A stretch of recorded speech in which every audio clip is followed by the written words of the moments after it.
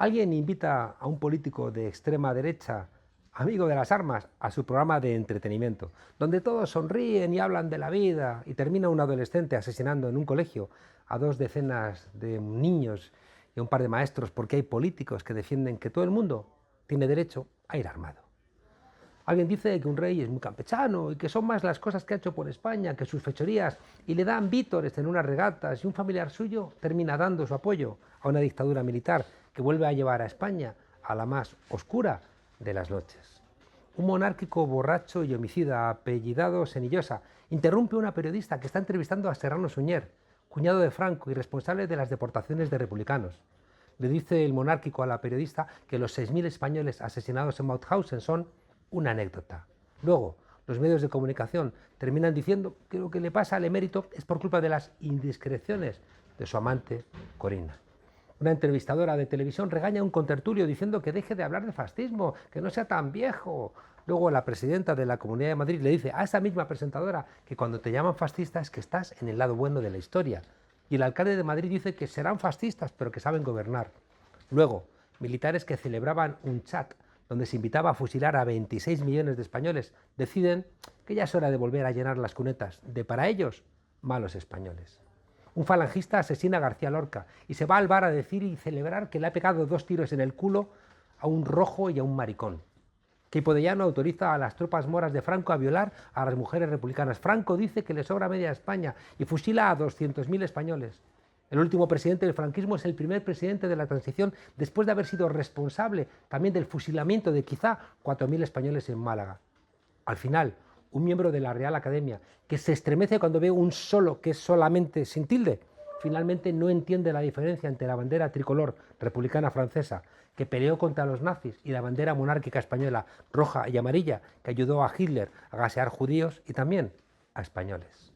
Un periodista que abochorna hasta a los periodistas más corruptos llama hija de puta en sede parlamentaria a una diputada que, según la teoría liberal, representa a toda la nación, aunque sea vasca.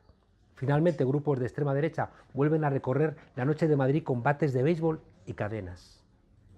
La Iglesia Católica robó cientos de miles de recién nacidos a republicanas y a pobres, y termina del dinero que recibe de la declaración de la renta dedicando más euros a pagar a Carlos Herrera en la COPE que a Cáritas para que insulte a españoles. Una diputada de extrema derecha se empadrona ilegalmente en Andalucía para poder seguir siendo política, y miles de personas subsaharianas se ahogan en el estrecho, porque eso es mejor que la posibilidad de que se empadronen ilegalmente con la malsana intención de poder trabajar en España. Un gurú económico del PP plagia su tesis, igual que un rector de la universidad donde le han regalado al PP sus títulos y másters. Al final, la universidad pública, que es donde estudian las mayorías, tienen que cerrar sus puertas por la escasa calidad de sus titulaciones. A veces, cosas insignificantes que se dejan pasar terminan en catástrofes, y catástrofes que algunos quieren olvidar convierten a la democracia en insignificante y preparan el camino de las nuevas catástrofes. En el último mes hemos visto cómo ancianos negros eran asesinados en un supermercado en Búfalo. Hemos visto a feligreses asiáticos acribillados en el sur de California, y también a niños masacrados en una escuela de primaria de Uvalde, en Texas. 900 tiroteos con armas de fuego en colegios del país en los últimos años, casi 1.000 tiroteos.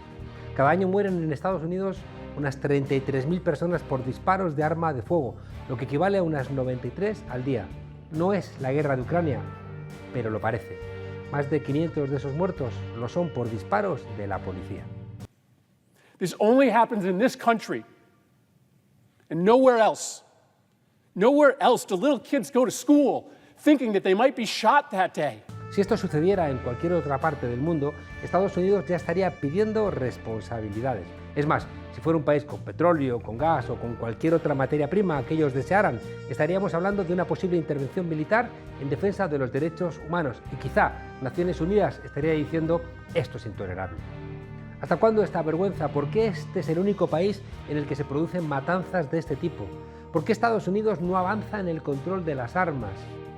Dice Biden, como nación debemos preguntarnos cuándo en el nombre de Dios nos enfrentaremos al lobby de las armas, cuándo en el nombre de Dios haremos lo que se debe hacer. Estoy enfermo y cansado de eso. Tenemos que actuar. Bonitas palabras, poco creíbles, por cierto. Esto dicho por el presidente de los Estados Unidos suena a un discurso, vale, políticamente correcto, pero vacío de contenido. Eres el presidente de los Estados Unidos. Claro que se pueden hacer cosas. Hace falta un poquito de decisión política y de valentía para que uno se enfrente al lobby del sector de las armas. Déjale tu puesto, por ejemplo, a Bernie Sanders. From my cold, dead hands. La Constitución de los Estados Unidos en su segunda enmienda establece que los ciudadanos tienen derecho a tener y portar armas. Para los fundadores de la nación norteamericana esta perspectiva era vital para preservar su libertad. Si sumamos que estamos hablando de un país que creció hacia el oeste asesinando a las poblaciones indígenas, si contamos también con que posee vastas zonas rurales aisladas, podría entenderse mejor esta lógica, aunque ¿por qué compartiendo estos mismos rasgos en Canadá no hay tanta violencia? Evidentemente porque es una sociedad donde hay más integración social y por tanto hay menos miedo. La América del siglo XIX, en tiempos de Billy el Niño y Pat Garrett, sirvió para que Hollywood luego hiciera muchas películas, pero en pleno siglo XXI no parece lógico seguir manteniendo que la gente tenga que defenderse o aplicar la justicia por sus propias manos.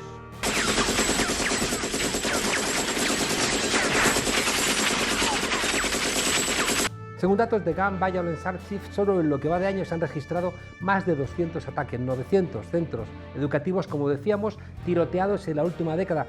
Y nadie hace nada, es como en España. Los mismos medios de comunicación que apoyan a los que defienden la libre disposición de armas, al día siguiente de un tiroteo se rasgan las vestiduras.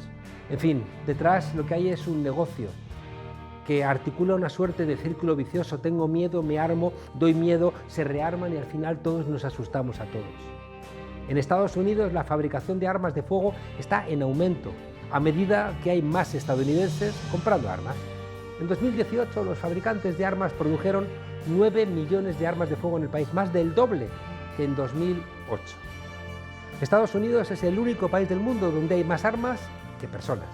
393 millones de pistolas o rifles disponibles para una población de 328,2 millones de personas.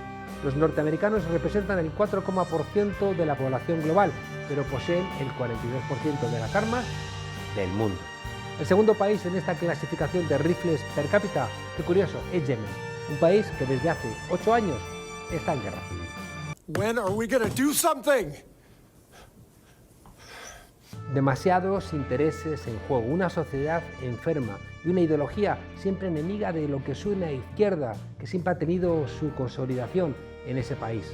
Por ejemplo, organizaciones como la Asociación Nacional del Rifle, con más de 5 millones de miembros extremadamente militantes y con un presupuesto anual de más de 250 millones de dólares, son capaces de quitar y poner senadores a su antojo y, por supuesto, de bloquear cualquier intento de control de armas, porque cualquier control de armas implica control de sus beneficios.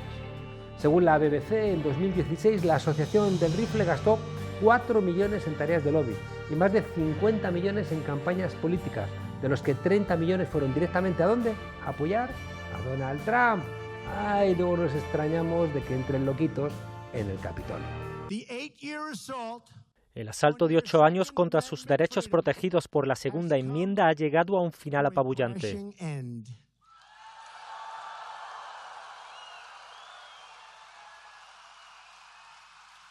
Tienen un amigo y un defensor en la Casa Blanca. Luego está el tema demográfico. Por mucha voluntad política que quiera expresar Joe Biden, cambiar las cosas en el Congreso y en el Senado es complicado a corto plazo. ¿O es que no nos damos cuenta de que las elecciones en Estados Unidos son desde hace 200 años un fraude? Y más ahora, que en noviembre hay elecciones de mitad de mandato y las encuestas dan ganadores a los republicanos. Desde enero los republicanos están cambiando las instituciones electorales para sacar de ellas a todos los demócratas en puestos de responsabilidad. Es en el Senado, compuesto curiosamente solo por millonarios, donde la América profunda ejerce más claramente su poder. Una institución compuesta solo por millonarios que representa un país. En fin, el Senado es un obstáculo porque los estados dominados por votantes de grandes ciudades, que son los progresistas, Nueva York, California, son superados indudablemente en número por los estados rurales y del sur. Y sin el respaldo del 60% del Senado, no hay ley que pueda tener la luz verde. Más o menos lo que pasa aquí en España, cuando el Senado es esencial para cambiar la Constitución y el PP siempre tiene enorme mayoría del mismo. o lo que ocurre con la renovación del Consejo General del Poder Judicial en el Congreso. Quien hace la ley, si puede, hace la trampa, y si no, quiere que le dejes los reglamentos. ¡Maldito tramposo hijo de puta!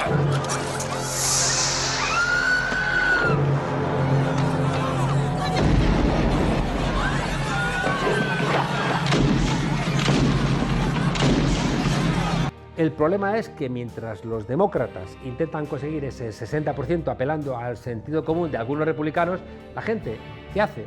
Pues seguir muriendo. En Estados Unidos, por armas de fuego. El Paso, Columbine, Las Vegas, Orlando, Buffalo, Texas, no son solamente nombres de ciudades, sino son nombres que recuerdan a muertos, y donde las cifras de asesinados aumentan al mismo ritmo que ¿qué? Pues que las cuentas corrientes de los fabricantes de armas. Hay un capitalismo del Pentágono, que no les importa que maten gente fuera, lo prefieren, o gente dentro. Pues alguien cree que los fabricantes de armas tienen una suerte de corazoncito norteamericano. Miles de muertos, miles de millones de dólares. Tienen en la cárcel a Julian Assange por contar su locura asesina. ¡Qué paradoja! En Estados Unidos ser un liberal es ser un bolchevique. ¿Qué es eso de los rojos? Y los pobres votaron en contra incluso de una seguridad social obligatoria que les ayudaría a salir de su propia pobreza. Eso sí, después de una campaña donde las farmacéuticas y las empresas de seguros se gastaron más en esa campaña de lo que se gastan un año entero en publicidad. Hace mucho tiempo que la Estatua de la Libertad se mudó fuera de los Estados Unidos. Pero eso sí, ese país se sigue permitiendo dar lecciones de derechos humanos a todo el mundo. Pues la segunda vez como farsa, el Viva las Caenas que hemos visto en San Censo no señala, sino las desinencias de un país que no termina de quitarse el polvo franquista ni el olor en los sobacos y en los pies de la dictadura.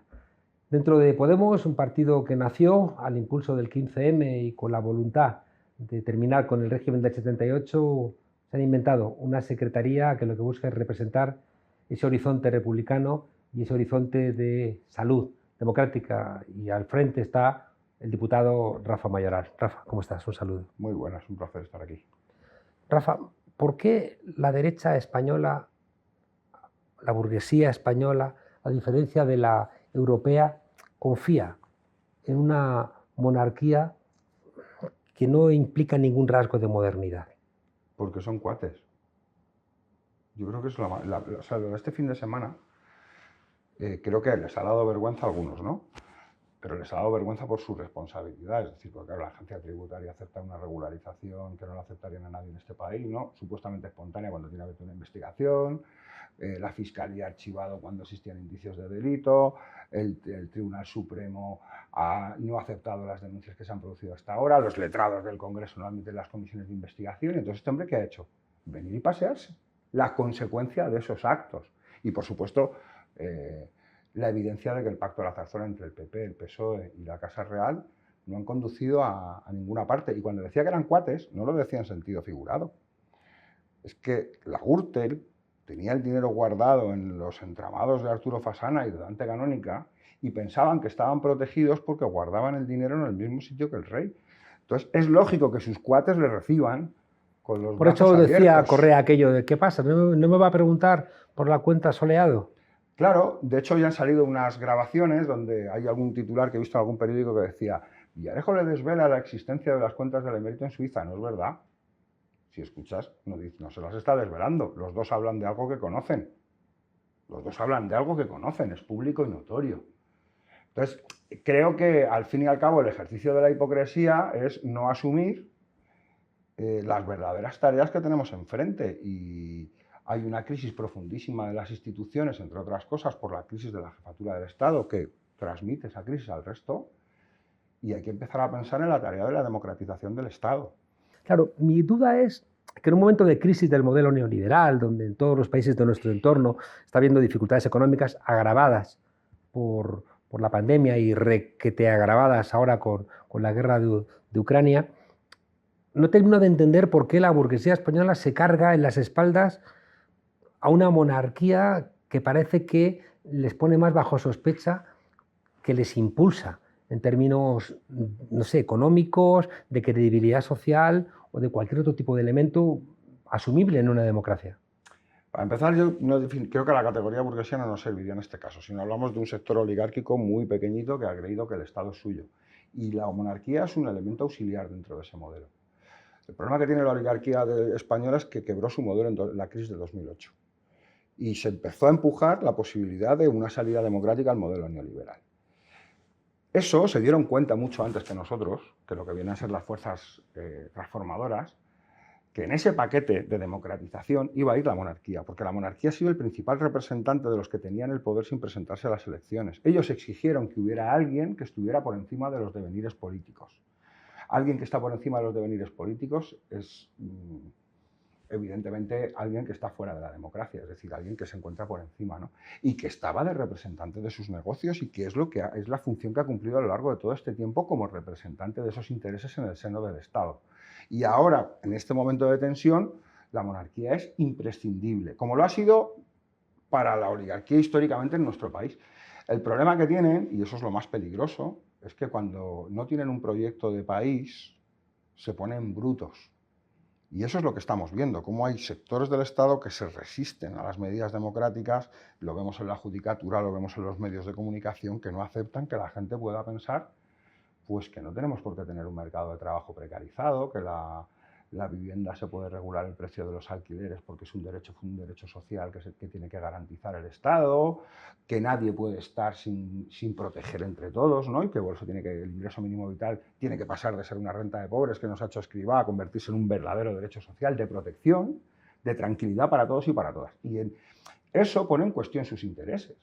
Al fin y al cabo, ¿quién es el que le ha escrito la carta de bienvenida a Juan Carlos? Pues Villarmir, que fue su ministro de Economía en el primer gobierno en el que estuvo, cuando todavía no había democracia, y que luego se ha convertido en uno de los grandes hombres de negocios que, gracias a pescar peces en un cubo, que es a lo que se ha dedicado la oligarquía de este país, utilizando el Estado para chupar. Una oligarquía extractiva que no creaba valor, ¿no? Sino que se ha dedicado a rampar con lo de todos. Pero ¿no? por eso te insistía, igual que nunca he entendido por qué los empresarios decentes de este país han tolerado a la COE, que daba cobertura a los empresarios corruptos de la Gürtel, la Púnica, la Lezo, porque les hacía competir con un brazo en la espalda, y por la misma razón no entiendo por qué el empresariado decente de este país ve ningún tipo de ventaja en una figura como el rey, que está alimentando el capitalismo oligarca, caciquil, no competitivo, cortesano, que solamente beneficia a cuatro gatos, y que también explica algo que está en nuestra Constitución y que colocó Cánovas del Castillo en la Constitución de 1876, que es el control por parte del rey de las Fuerzas Armadas. ¿Están pensando en que si las cosas se ponen feas van a volver a llamar al ejército como en el 36? Yo creo que no, yo creo que la monarquía de Juan Carlos era la que mantenía, ¿no? La que garantizaba que mantuviera los tanques en los cuarteles, y el rey actual lo que le gusta es el traje de la toga. Yo creo que eso es, ¿no? Y por eso Casado en el Parlamento decía aquello de no se olvide, presidente, que la justicia en este país se administra en nombre del rey. Se olvidaba la primera parte del artículo que decía la justicia emana del pueblo y se administra en nombre del rey. Ellos se quedan con su parte, que es la de se administra en nombre del rey. Nosotros nos tenemos que quedar con la otra, con la que la justicia emana del pueblo. Es decir, que necesitamos pensar un poco más allá. Y decías una cosa de Europa que me parece muy interesante. Nosotros tenemos una particularidad, que es una monarquía que viene de la dictadura, a diferencia de las otras monarquías que se opusieron al nazismo, ¿no? Pero en cualquier caso Europa tiene que hacer una reflexión, es decir, tenemos que salir del modelo neoliberal. Y en España, para salir del modelo neoliberal, no lo vamos a poder hacer con los mimbres que tenemos ahora. Se tiene que producir una democratización del Estado que haga que intervenga en la economía, que planifique. El otro día teníamos el conflicto del transporte. ¿Tiene que haber control de precios o no tiene que haber control de precios? Tiene que haber control de precios para que el trabajo valga más. No puede ser que los especuladores y que los intermediarios se lleven la pasta y la gente que trabaja no lo haga. En el fondo, creo que muchas veces nos dicen que plantear la cuestión monárquica, la cuestión de cuestionar la monarquía, no tiene que ver con las condiciones de vida de la gente. Pero la última garantía del modelo social, económico, basado en la exclusión y basado en una economía extractiva, ha sido precisamente la institución monárquica, que era quien decía que por encima de lo que ocurra en la democracia, no se preocupen, que yo controle una parte del Estado que va a garantizar sus intereses. Y ahí es donde yo creo que a veces aquellos que dicen que la democratización del Estado no está en la agenda porque lo importante son las cuestiones sociales, se olvidan que para poder abordar las cuestiones sociales el Estado tiene que jugar su papel. Y ahí es donde ha jugado un papel fundamental la monarquía para ser un freno en los procesos democratizadores, en reconocernos como pueblo y en nuestro carácter plurinacional y en garantizar que la solidaridad, entendida como la garantía de la dignidad humana, era el elemento central de la construcción del Estado. Los medios de comunicación fueron esenciales para construir el mito de Juan Carlos, le ocultaron sus fechorías, sus trapacerías, el uso espurio de la inteligencia del país para tapar sus asuntos de faldas. Y hoy los mismos medios de comunicación también están al servicio de Felipe VI, aunque por diferentes razones. ¿Cómo es eso? Bueno, y a mí me recuerda mucho a una escena de Casablanca, ¿no? Es decir, ahora han dicho, bueno, podemos centrar el foco en Juan Carlos y nos olvidamos de Felipe VI. Bueno, pues es como cuando entró el gendarme, ¿no? Y le dijo al nazi, entre ahí y cierre este garito, ¿no? Entra el gendarme en la sala donde estaban jugando y dice, ¡qué escándalo! ¡Aquí se juega! Y por detrás le dicen sus ganancias, ¿no?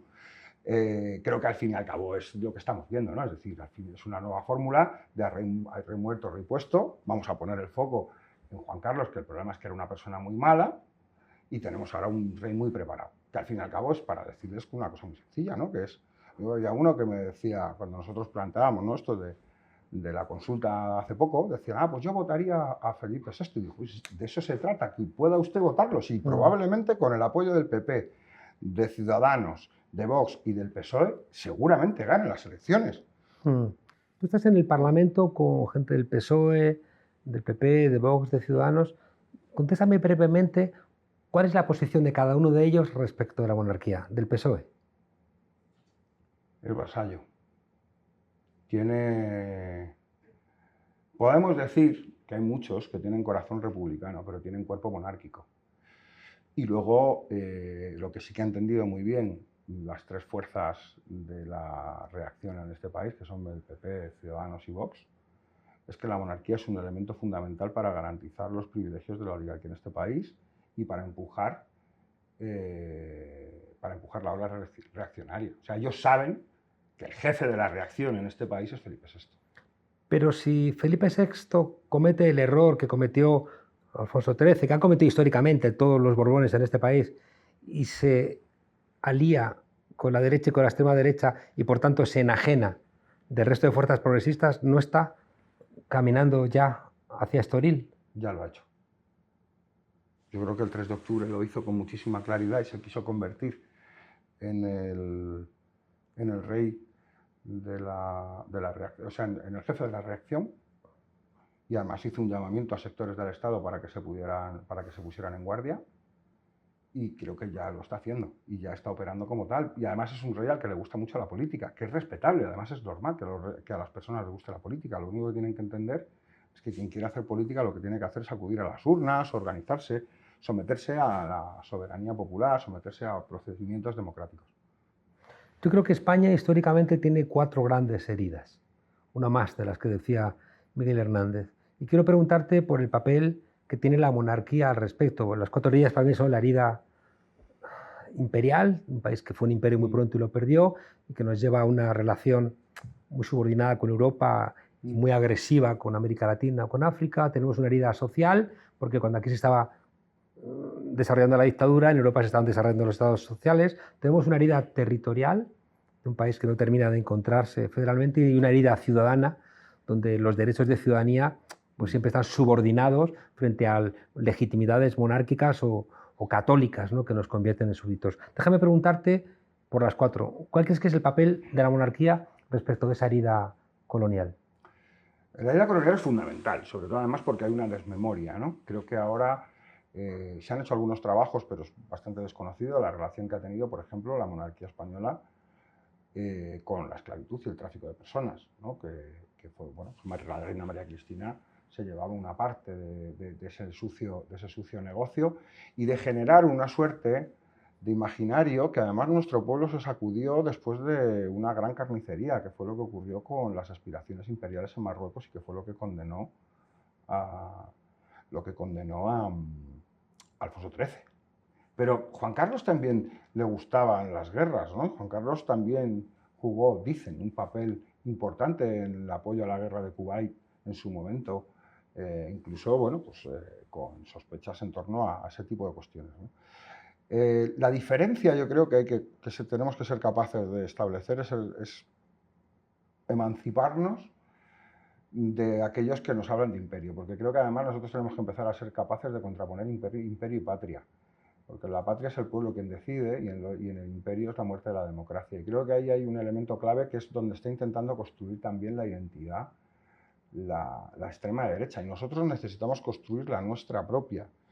Frente a los curas merinos hay empecinados en nuestra historia, y nosotros tenemos que ser capaces de construir esa identidad democrática, esa corriente democrática que ha recorrido la historia de nuestro pueblo y que ha aportado cosas muy hermosas.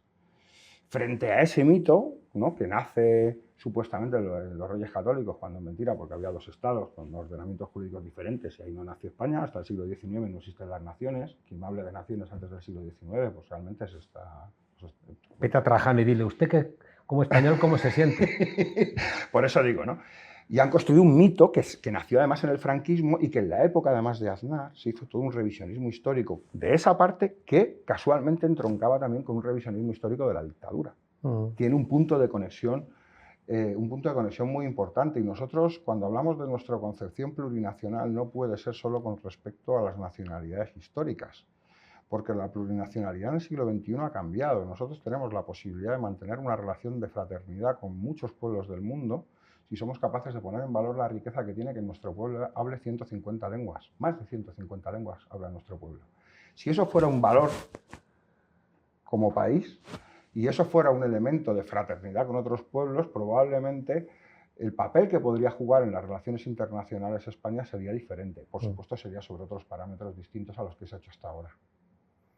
La herida social que hace que España sea seguramente el país más desigual de nuestro entorno.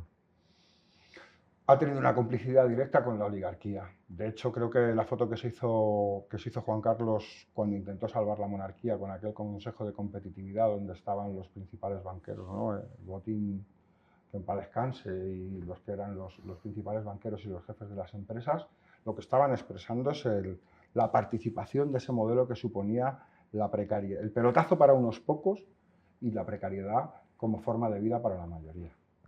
La herida territorial, que yo creo que es la que más golpea a la izquierda en comparación con las izquierdas europeas en España. La herida territorial es un elemento clave en lo que viene a ser la concepción borbónica del Estado y el centralismo como un elemento que destruye nuestra propia identidad como pueblo.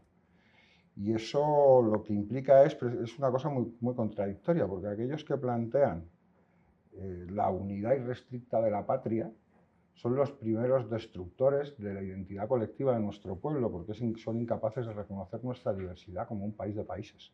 ¿Y no podría la monarquía representar esa federalidad? No. ¿Por Yo qué? creo que la monarquía es un trasto del pasado.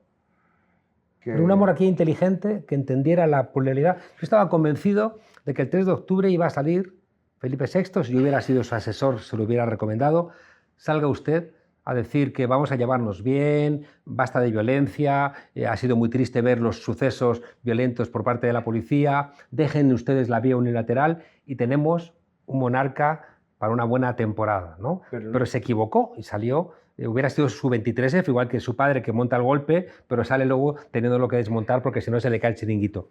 Es decir, no veo incompatible a la monarquía con la condición federal de España, salvo que se entienda a sí mismo de una manera tal que prefiera poner esa lógica territorial al servicio no de la propia sobrevivencia de la monarquía, sino de otro tipo de intereses. Pero esta monarquía es una monarquía borbónica, que nace en los decretos de nueva planta y en acabar con las instituciones que de una u otra manera reconocían la pluralidad de pueblos que componían en aquel momento el reino, que no el Estado.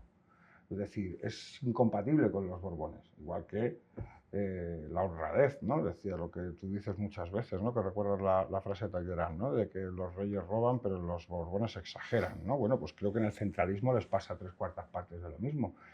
El problema es que no entienden, el problema es que no reconocen a nuestro pueblo como es y no respetan a nuestro pueblo como es y quieren que sea de una manera que nunca ha sido y que no va a ser. Y ese es el drama que tenemos. Han supuesto 3 guerras civiles durante el siglo XIX y una guerra civil en nuestro país y 40 años de dictadura, porque no hay que olvidar que está acreditado ya documentalmente, y lo hizo el profesor Villas, el papel fundamental de los monárquicos en el golpe de Estado y en la Guerra Civil Española, buscando el apoyo extranjero del fascismo Sobre todo de italiano para que Mussolini. estallara la guerra. Es decir, que además son unos vendepatrias. Siempre, la derecha siempre son los que llaman, bueno, Franco se trajo a los regulares, ¿no? Hoy Marroquíes, Fernando Fernando VII a los 100.000 hijos a los de San 100 hijos de San Luis. Luis. Y si me apuras, los visigodos llamaron, ¿no?, a los bereberes para que solventaran sus problemas. Y la última herida, la herida ciudadana, es decir, un país donde la idea de ciudadanía parece que está siempre capidisminuida por una iglesia que se mete en tu cama, se mete en tu escuela, se mete en cualquier espacio de realidad, y luego una legitimidad monárquica por encima de la legitimidad democrática, que parece que no nos permite salir de la condición de súbditos. Claro, pero yo creo que ahí hay una cosa que nosotros también tenemos que mirar hacia atrás y aprender de nuestra historia, ¿no? Y creo que la buena voluntad de nuestro pueblo ha sido no buscar conflictos, sino encontrar consensos donde pudiera haber una convivencia, y siempre ha estado bajo la amenaza de o aceptas la monarquía o aquí las cosas se van a poner muy difíciles, ¿no?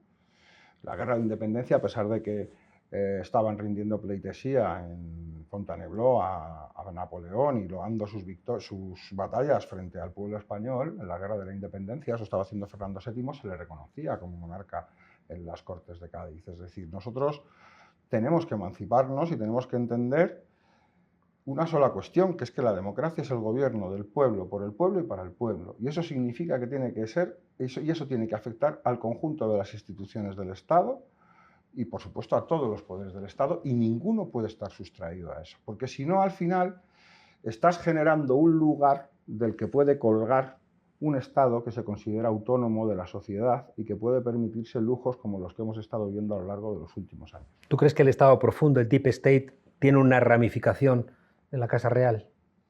Siempre lo ha tenido, no sé ahora, es decir, eso viene desde el SECEF, que creó Carrero Blanco en adelante, siempre han tenido una... Bueno, viene de Cánovas del Castillo, como casi también, todo. Pero me refiero, y ahora lo hemos visto con el papel que ha jugado el jefe del CNI en la defensa de los intereses de Juan Carlos y en el intento de evitar que se conociese en qué consistía su actividad.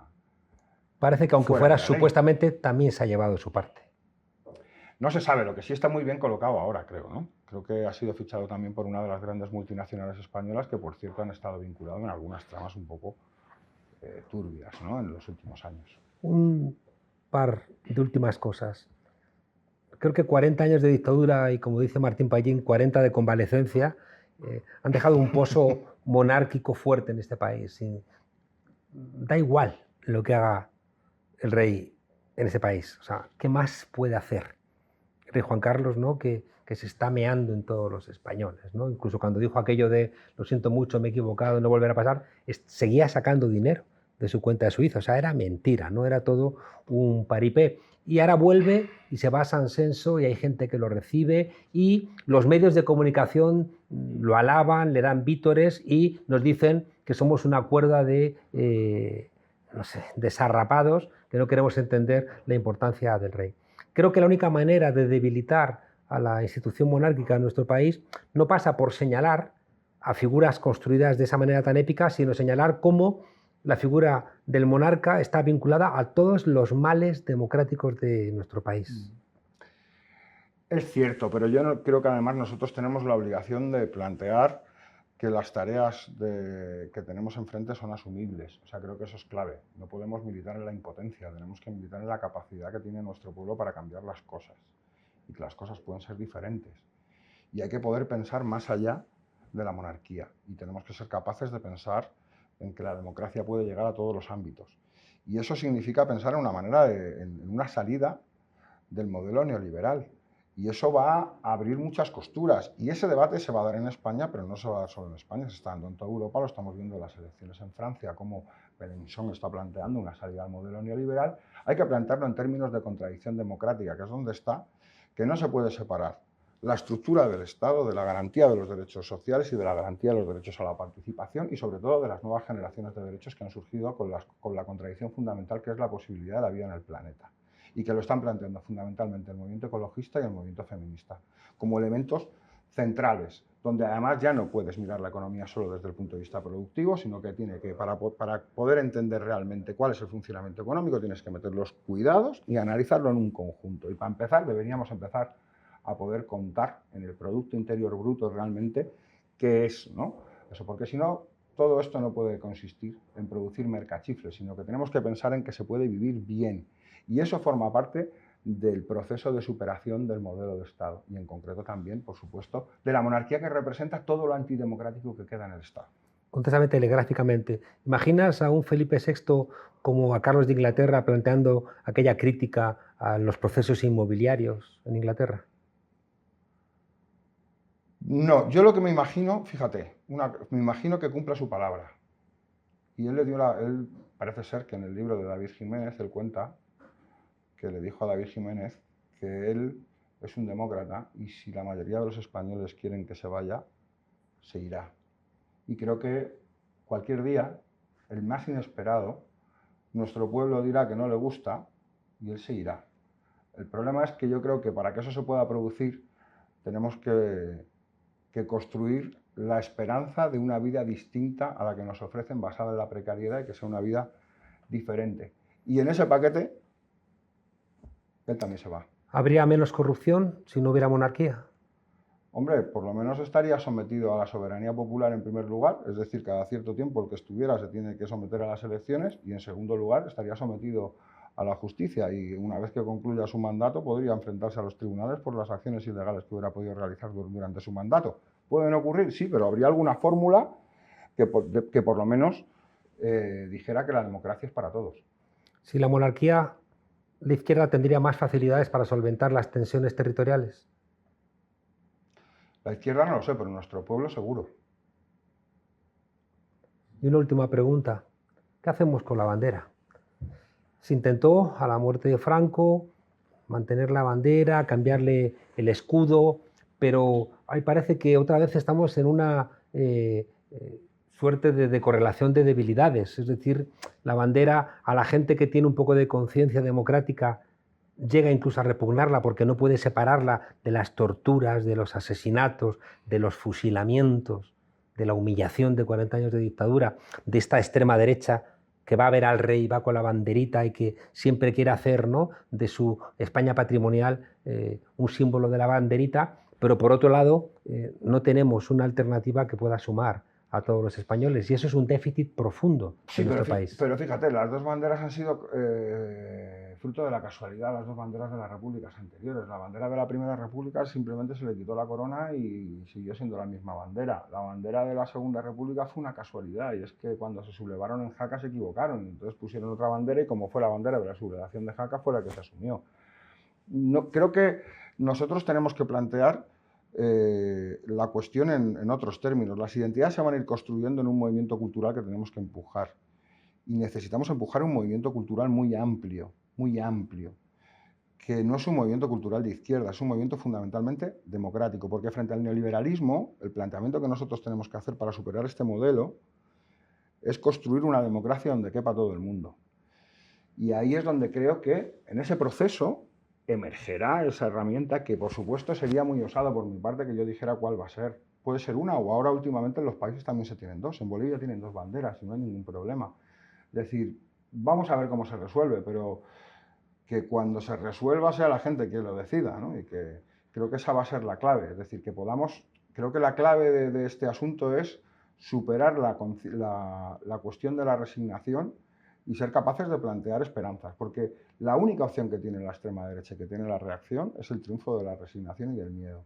Y frente a eso, nosotros tenemos que ser capaces de levantar la esperanza y la alegría de que las cosas pueden ser distintas, porque quien hace las cosas, quien hace posible las cosas que son útiles y que son hermosas, es la gente trabajadora. Y eso es lo que nosotros tenemos que poner en valor para afrontar que las cosas pueden cambiar. Rafael Mayoral, diputado de Unidas Podemos y responsable, secretario de Horizonte Republicano de Podemos. Muchas gracias por acompañarnos aquí en La Frontera. Antes de que te vayas, ¿tú crees que se convierte todos estos sucesos del rey Juan Carlos y esta apropiación por parte de la derecha y de la extrema derecha de la figura de Felipe VI aproxima un poquito más? ¿Es Yo horizonte republicano? Yo estoy convencido, y además te digo una cosa, Juan Carlos, yo estoy convencido que la República va a venir. Lo único que tenemos que ver es si vamos a tener que comernos un periodo reaccionario previo o no. Pero República va a haber porque la monarquía es insostenible. Muchas gracias. Y ya sabes que Dios nunca abandona ni a un buen marxista ni a un buen republicano. Un placer, Juan Carlos. Su forma de ver la vida propia de malcriadas que aspiran a llegar solas y borrachas, desprovistas de responsabilidades ni siquiera ante sus peores decisiones. La incontinencia verbal de Ayuso esta vez ha ido demasiado lejos. Puedes provocar, pero cuidado, hasta que la provocación te convierte en una basura, por mucho que luego te envuelvas en 100 banderas. O defendemos la democracia, o esta gentuza nos vuelve a robar el país. Ayuso solo para provocar, para que se hable de ella, para que parezca la verdadera oposición al gobierno frente a un Feijóo que parece que quiere optar por unos modos más amables. Ha decidido ponerse ni más ni menos que del lado de los verdugos sexuales, no de las víctimas. Y no es una estracanada más de las que nos tiene acostumbrados la presidenta de la Comunidad de Madrid. Es directamente insultar la memoria de jóvenes, por ejemplo de Diana Quer, la chica violada por la manada en Pamplona, o hasta de las niñas de Alcácer. La responsabilidad de este tipo de crímenes es siempre de los asesinos, nunca de las asesinadas. ¿Qué pensaría la señora Ayuso si alguien responsabilizara a una víctima de ETA de su propia muerte? Algo harías mal. ¿Acaso las víctimas del 11S fueron responsables de su muerte por estar en las Torres Gemelas aquel día? ¿O la gente que estaba en un vagón de cercanías cuando los locos de Al Qaeda decidieron volarlos? Es infame, es repugnante, es retrógrado, es pura basura. Las redes echan humo. Isabel Díaz Ayuso ha ido esta vez demasiado lejos. Nos abochorna a la inmensa mayoría de las mujeres que trabajamos todos los días por sacar adelante nuestro país. Lo que abochorna a cualquier persona de bien es que un cargo público tenga la poca sensibilidad de intentar arañar un puñado de votos a costa de algo tan dramático como la violencia de género. Pero da igual, no lo hacían con los muertos de ETA. ¿Qué pensarán las víctimas ahora, o las familias de tantas jóvenes asesinadas o agredidas sexualmente en ferias o en fiestas? Pero se puede tener tan poca empatía con las mujeres en un país que registra una violación cada 5 horas. ¿Qué pasa? ¿Qué es culpa de ellas? ¿Acaso solamente tienen derecho a volver a casa sin que les pase nada a los asesores de Isabel Díaz Ayuso, aunque estén borrachos, aunque vayan en moto sin casco, aunque tengan accidentes? Porque ellos sí, no solamente están borrachos, sino que conducen y tienen accidentes.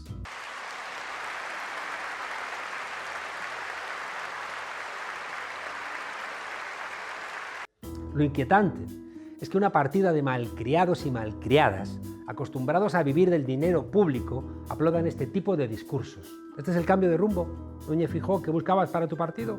¿Acaso los políticos y las políticas del PP no tienen hijas que salen por la noche y tienen todo el derecho del mundo a divertirse sin que eso les cueste la vida o les cueste una agresión sexual? Malcriada es Isabel Díaz Ayuso, como le ha dicho la ministra de Igualdad, Irene Montero. Es una malcriada por culpar a las víctimas en vez de a los verdugos. Madre mía. Malcriado es el hermano de Ayuso. ¿Por qué? Por querer vivir por encima de sus posibilidades. ¿Gracias a quién? Pues a la presidenta de Madrid. Bueno, gracias a los madrileños. Irresponsable es Aznar cuando fomenta beber al volante o decide meternos en una guerra que le cuesta la vida a 600.000 seres humanos, que no había armas de destrucción masiva en Irak, mentirosos. Irresponsables son los medios de comunicación, que han pasado de puntillas ante unas declaraciones tan bochornosas como las que ha hecho Díaz Ayuso. Irresponsables son los reyes, en ese caso porque lo dice la Constitución, que los reyes son irresponsables. Se ve que en cambio tenía las portadas reservadas para Lilith Berstringe y sus palabras sobre la meritocracia. Sí, que en España no hay meritocracia, lo que hay es ser familia de, y los que destacan gracias a su esfuerzo son una minoría, en fin, andaluzas y españoles, que esto es lo que nos espera si el nuevo PP de Feijóo consigue hacer buenas las encuestas, de momento, de sus medios de comunicación. O es lo que pasaría si ganasen en América Latina los Bolsonaro, los Cast, los López, los Milei, los Fico Gutiérrez, todos los continuadores de los Uribe, de los Duque, de los Piñera, en fin, todos estos imitadores de Trump, que cada vez que golpean a sus pueblos, eso sí, a ellos les suben los ceros en sus cuentas. Hasta la semana que viene, desobedientes.